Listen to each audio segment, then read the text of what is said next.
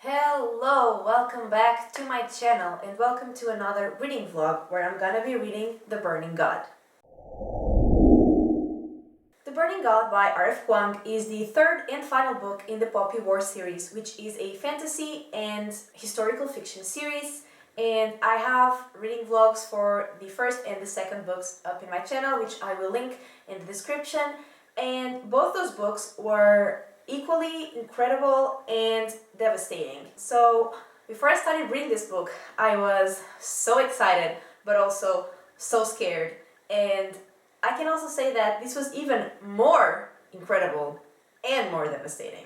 But having said that, this vlog contains spoilers for what happens in this book, and let's just go into the reading footage.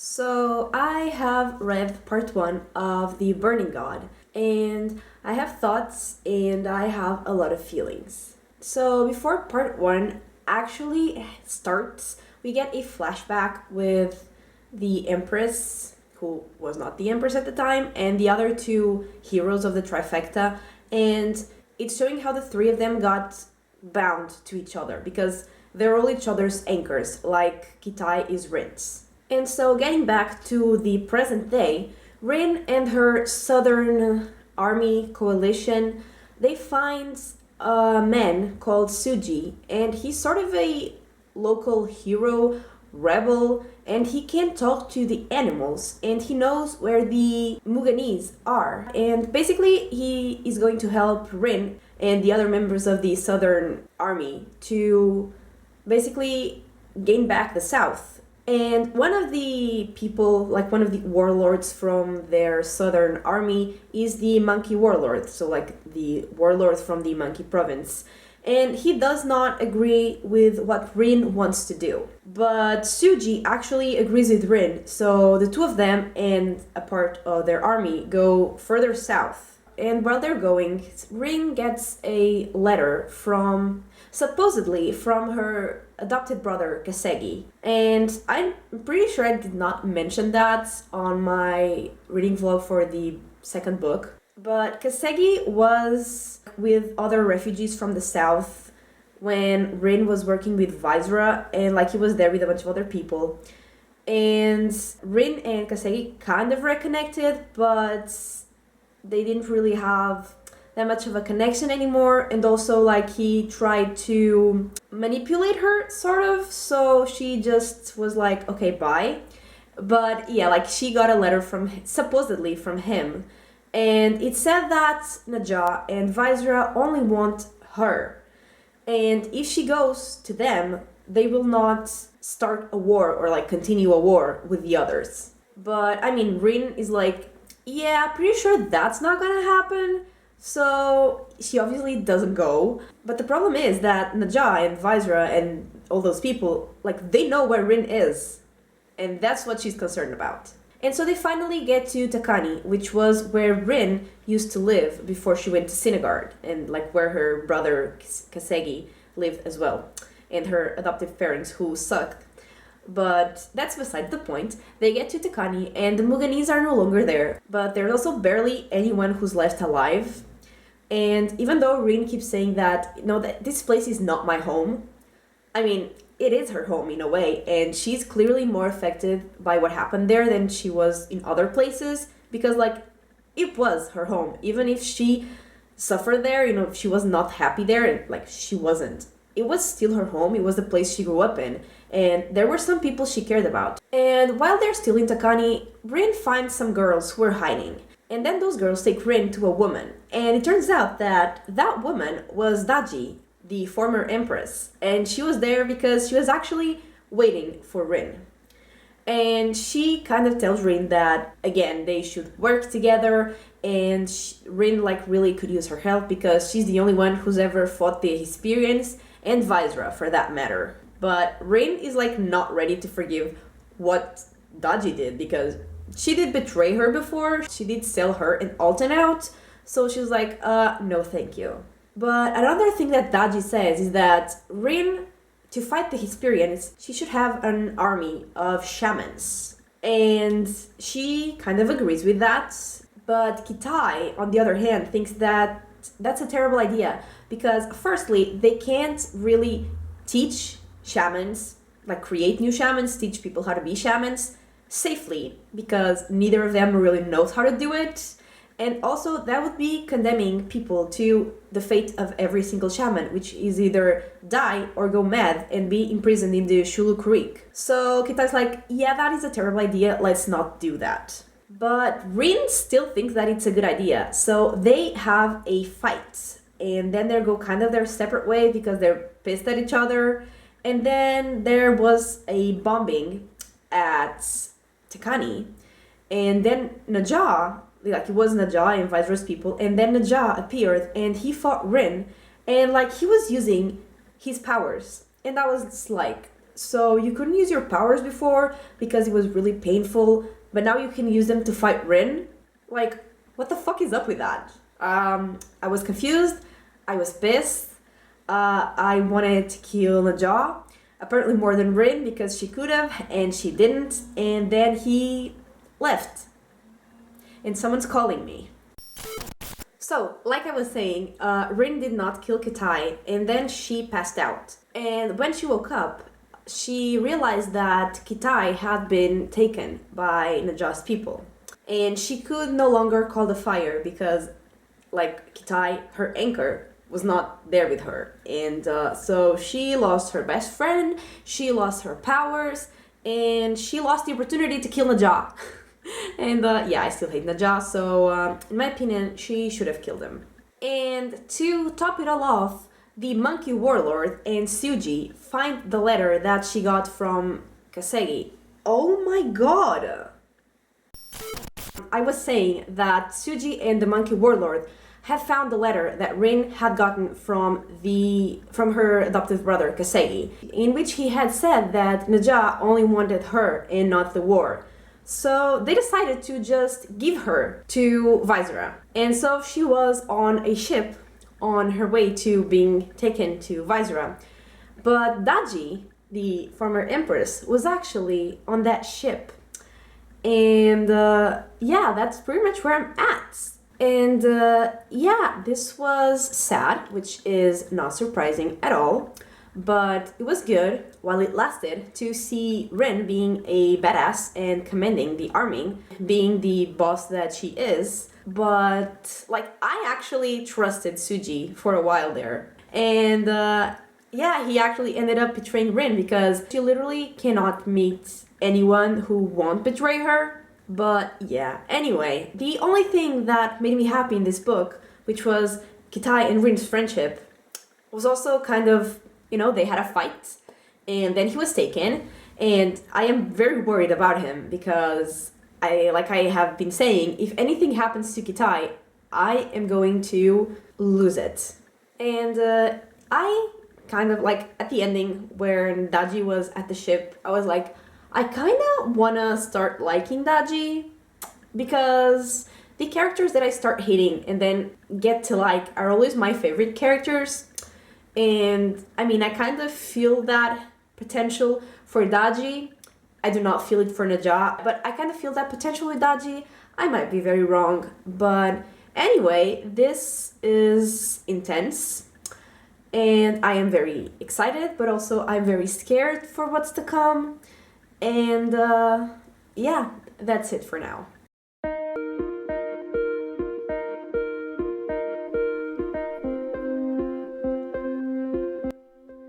So, for this week's video, I decided to draw, or attempt to draw, a phoenix because it's the burning god and it's Rin's god.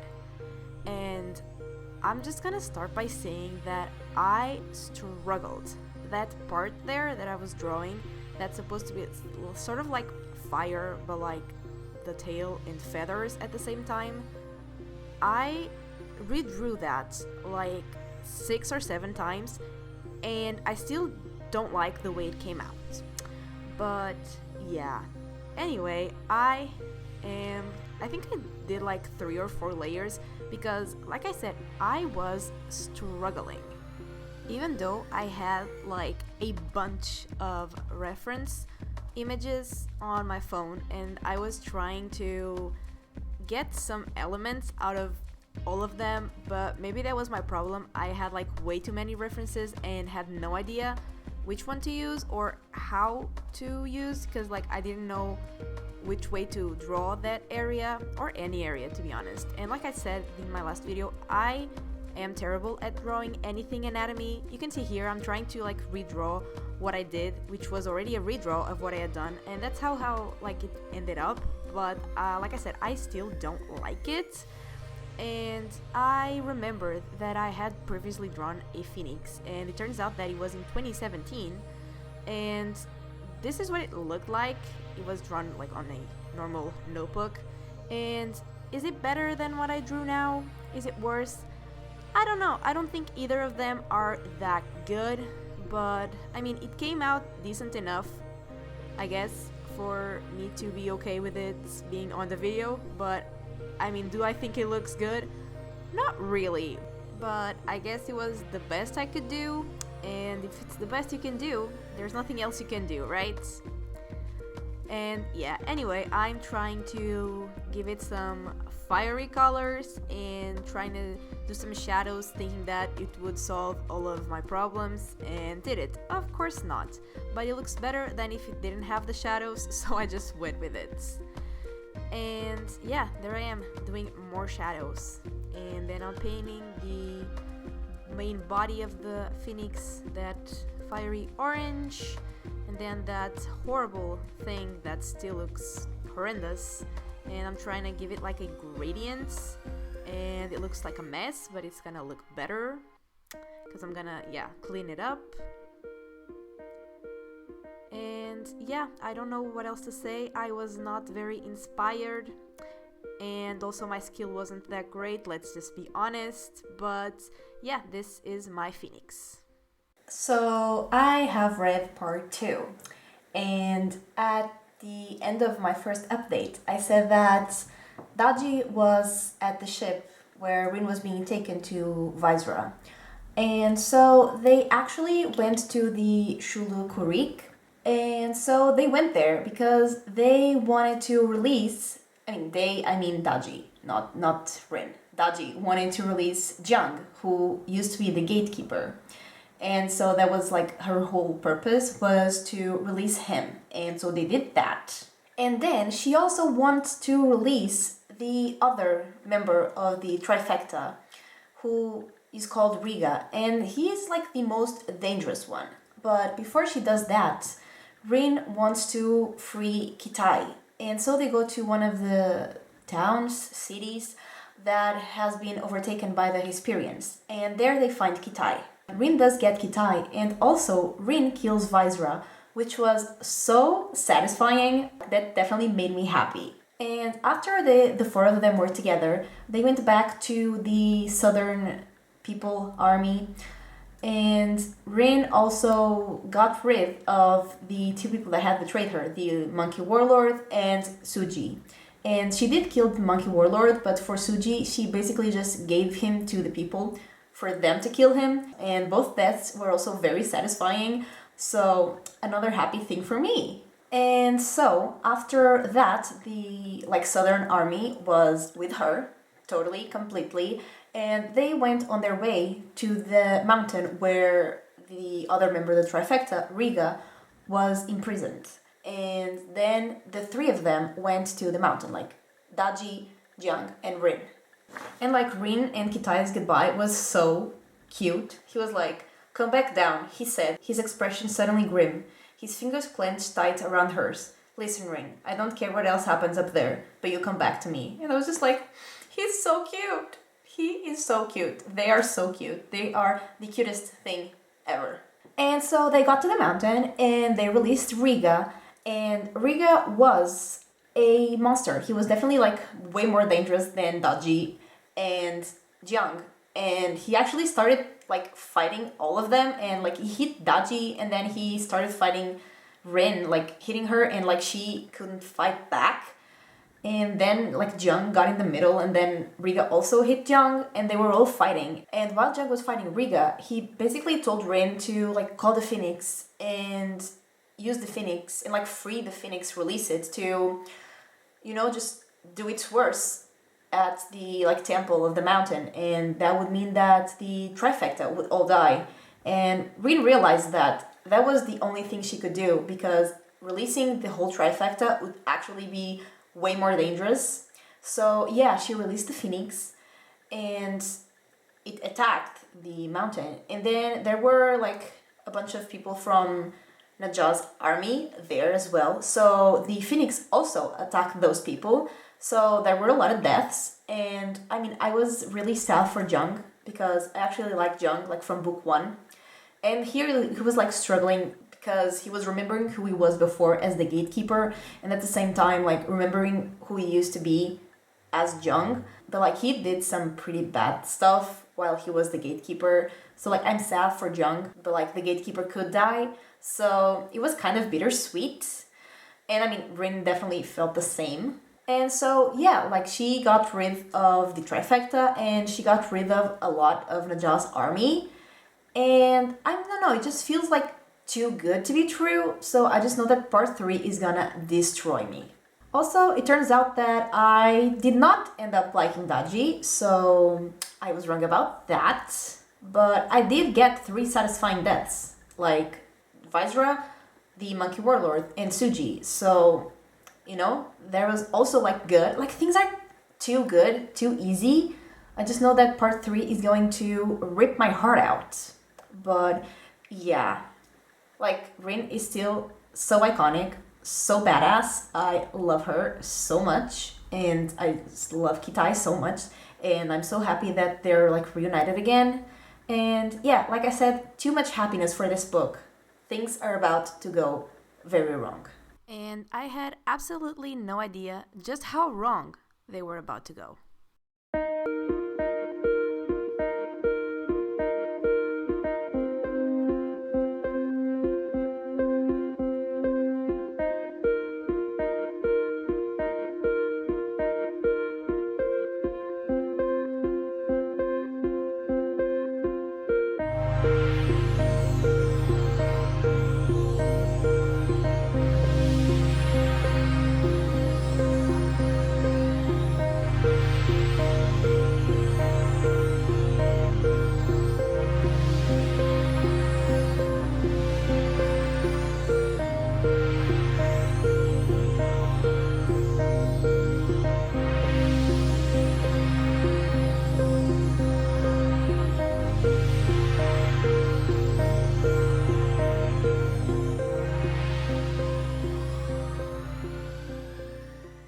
I have finished The Burning God, and this book destroyed me. So, in this last part, Rin still thought that Daji had the right idea when she said that they should have more shamans to fight. And Kitai reluctantly agreed.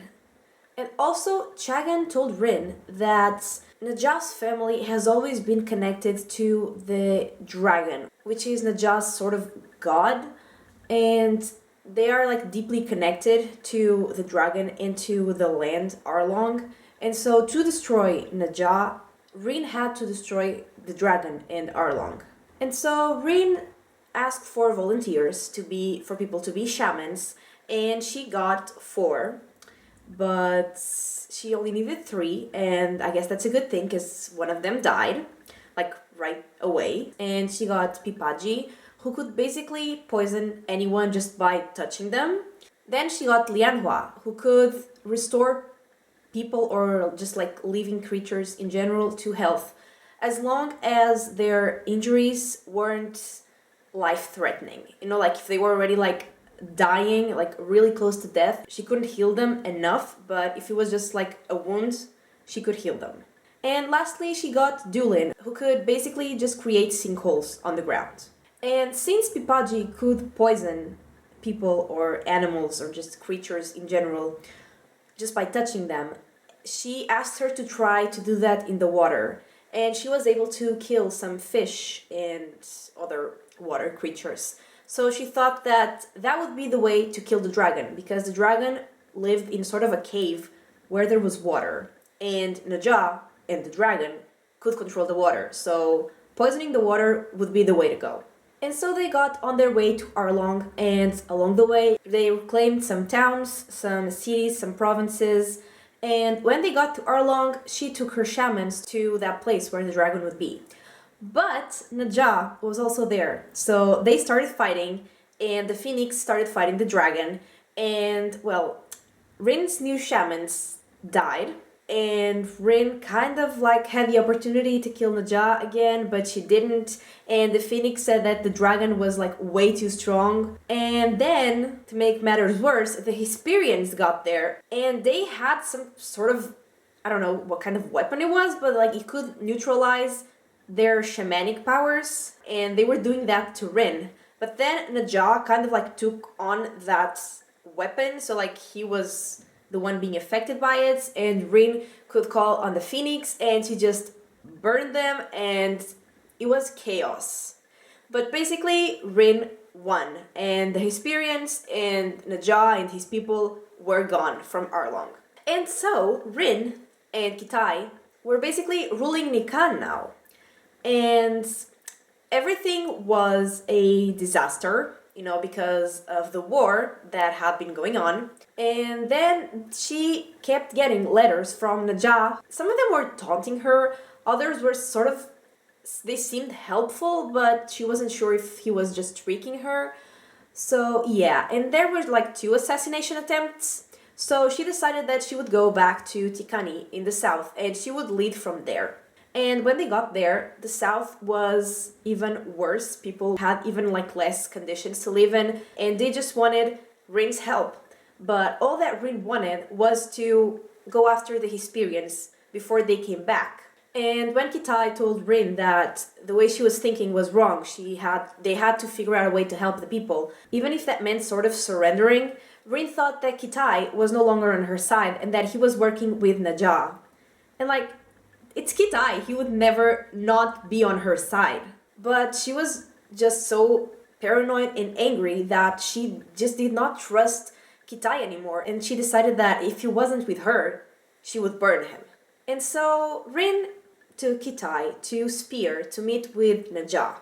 And Naja said that the only way that the Hesperians would respect him and the people from Nikara was for him to deliver Rin and Kitai dead. And, well, Rin was about to kill Kitai there because she still thought that he was against her. And, like, she was really, really close to killing him.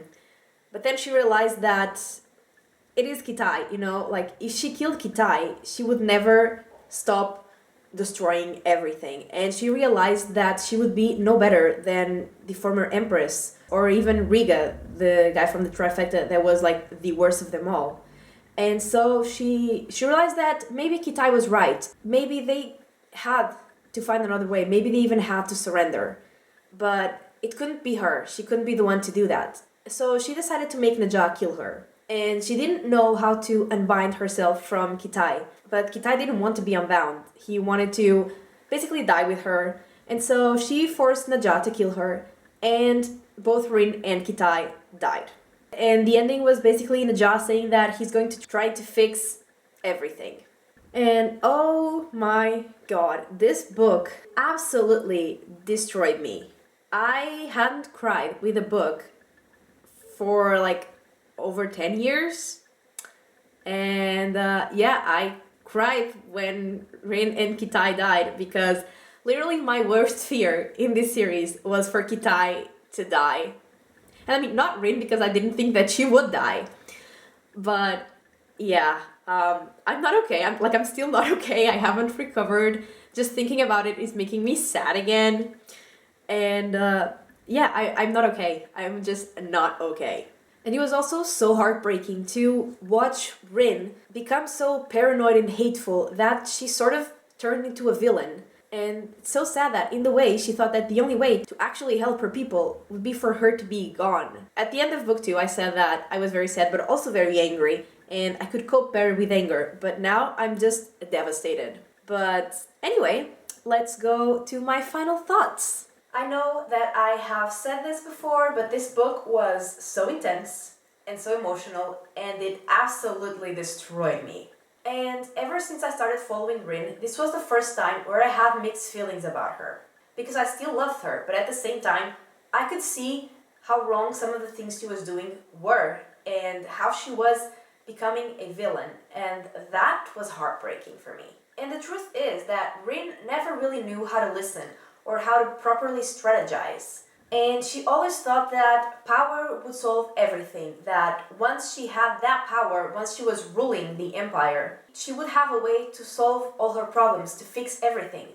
But the truth is, even though power is obviously important, it does not solve everything, and she realized that.